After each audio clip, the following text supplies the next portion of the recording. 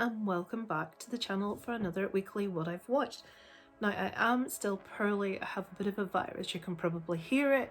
I may stop for coughing purposes, we're still getting there with getting better folks, but I wanted to try and get this done this week, and I have a horror tag video I want to get out also, which I'm going to try and do today.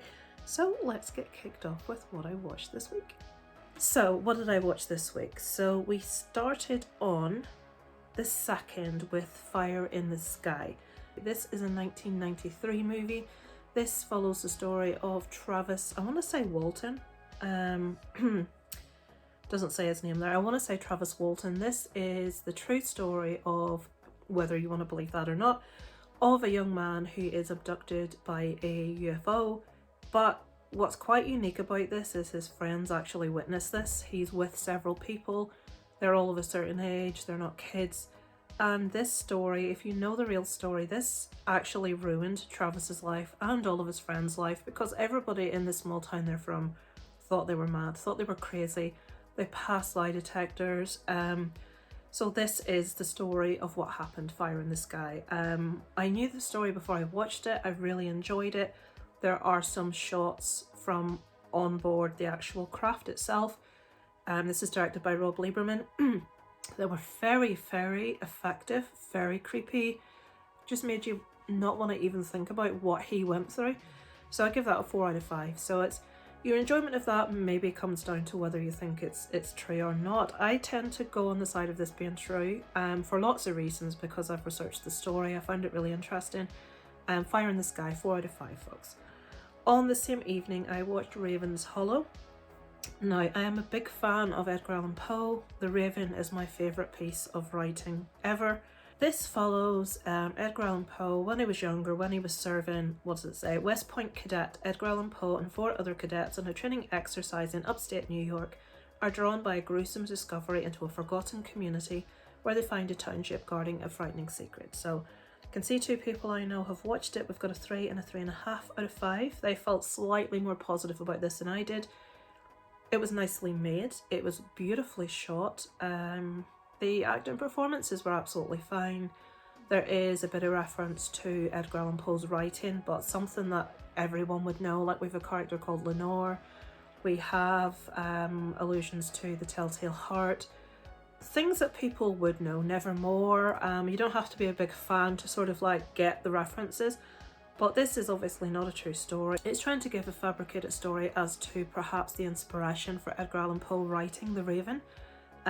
He goes with his army cadets to this village called Raven's Hollow, and there is something a bit otherworldly, a bit creepy going on there.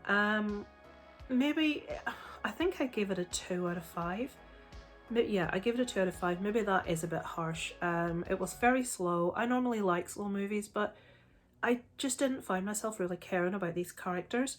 I did find it quite dull. There is the use of CGI in places, and a little bit of it is a bit ropey, and they don't seem to be able to decide fully what exactly this thing is. They change a lot about it.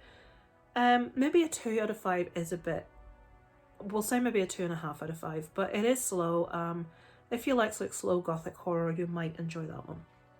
So on the 3rd, this was absolutely fabulous. All Quiet on the Western Front, Invest in Nick's Noise.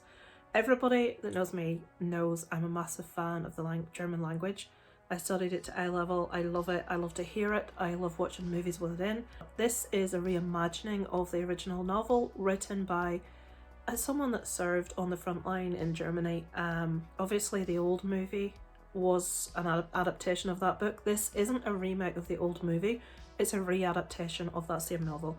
This follows Paul Baumer and his friends Albert and Müller, egged on by the romantic dreams of heroism, voluntary enlist in the German army. Full of excitement and patriotic fervour, the boys enthusiastically march into a war they believe in.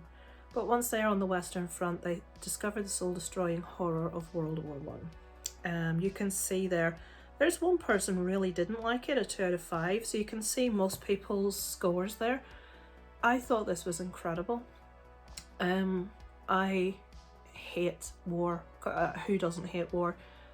The futility of war, the waste of life, the thought, you know, of all those young men, some of them like 15, 16. A lot of people lied to get to serve in the war because they weren't old enough, so they lied and said they were. So desperate were they to go. And this doesn't pull any punches with regards to the loss of life. It's not as brutal as something like Saving Private Ryan. You're not going to get that level of violence in it. But we really get to know the characters. We really get to care about the characters. And we have to remember that although maybe people see the Germans as the enemy, these were young men that were being brainwashed, that didn't know what was going on. They were going in fighting against the French and the British, and they were all the same. These lads were all exactly the same. This was an incredibly well handled, beautifully shot, well acted, you know, sound design, cinematography, everything about this movie was just wonderful. It was a hard watch at times. It was difficult. It was depressing. It just reinforces the viewpoints of the futility of war. And it really gets across that middle-aged, well, not really even middle-aged, that old fat man sitting around the table making decisions and never having to go and do anything, and these young men having to go in and take the consequences of these old rich men's decisions, sitting around drinking wine and all this sort of thing, and it's really, really frustrating. 4.5 out of 5. Absolutely loved it. Okay, so we had a break for a cough. So if I'm looking a bit watery-eyed, that's what's going on there. So on the 5th, I watched White Dog. Okay, this is going to be a bit of a controversial one. Let me try and explain this. I heard about this on a stream that I was on. Someone that was watching mentioned it, and it is going to sound all kinds of wrong when I tell you what it's about. So this is a movie from 1982 directed by Samuel Fuller. This was buried for 25 years. A lot of people were very offended by this. Apparently a white dog is a thing, in that some people train dogs to just attack people of colour, to kill people of colour, and this is the story behind this movie. This dog, a woman comes across this dog, it doesn't have a home, she falls for it, she takes it in, it's a white German Shepherd dog, she falls in love with it, it's a gentle giant until it sees someone of colour. She decides that she wants to see if there's anything she can do to train. If it was trained to do this, can it be trained to not do this? And the person that trains this dog, tries to train this dog not to attack, is a person of colour that just wants, he's tried before and he has failed before, and he wants to prove that he can train this out of this animal. And this movie's about.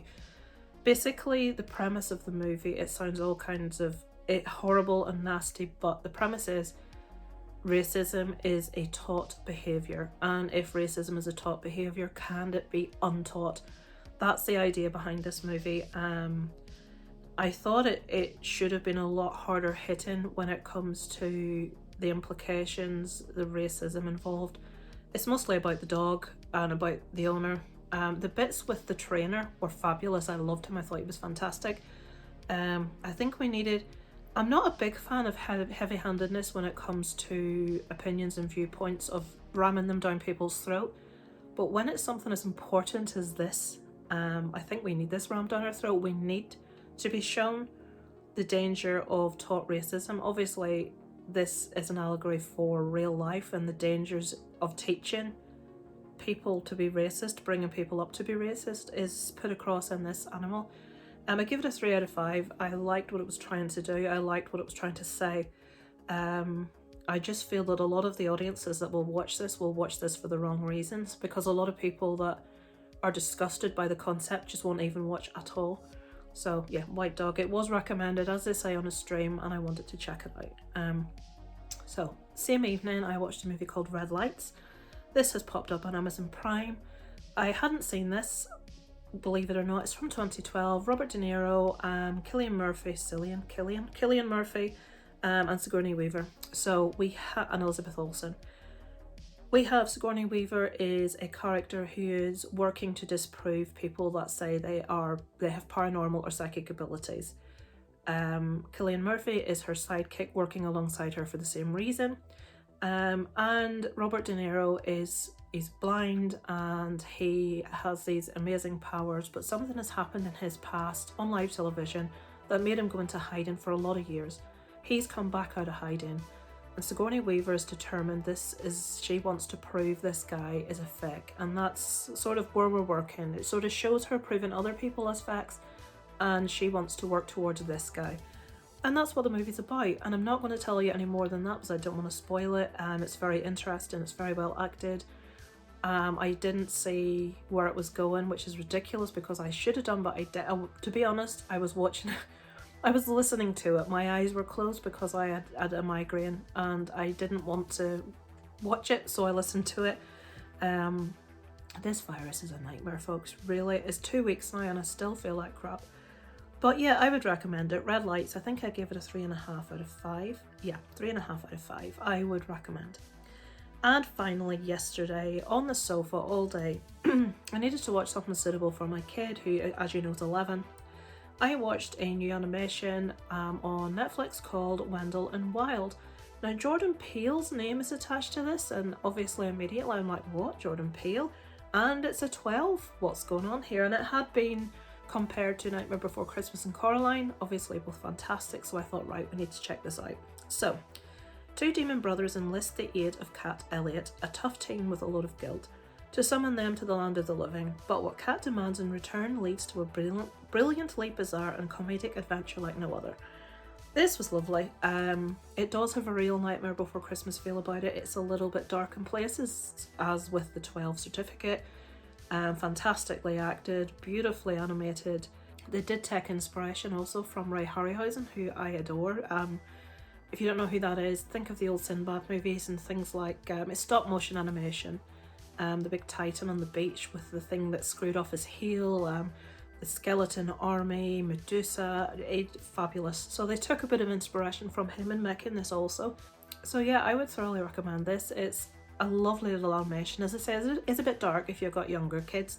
I sound drunk, it's a bit dark, but I enjoyed it. It had a really engaging story.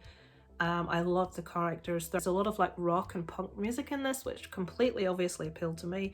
And all the bands used in this are either black bands or fronted by black singers.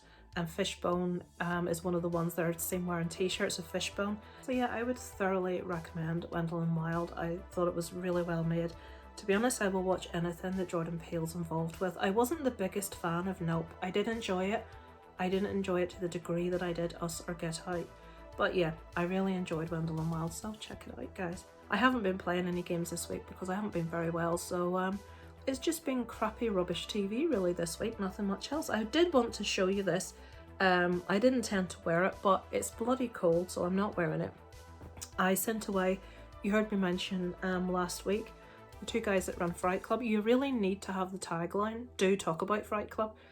And I sent for the t-shirt because I love the logo's incredible. As someone that likes rock music and horror, I mean, could you get a better logo? Isn't that awesome? With a little clapperboard and zombie hand and the metal horns. Awesome.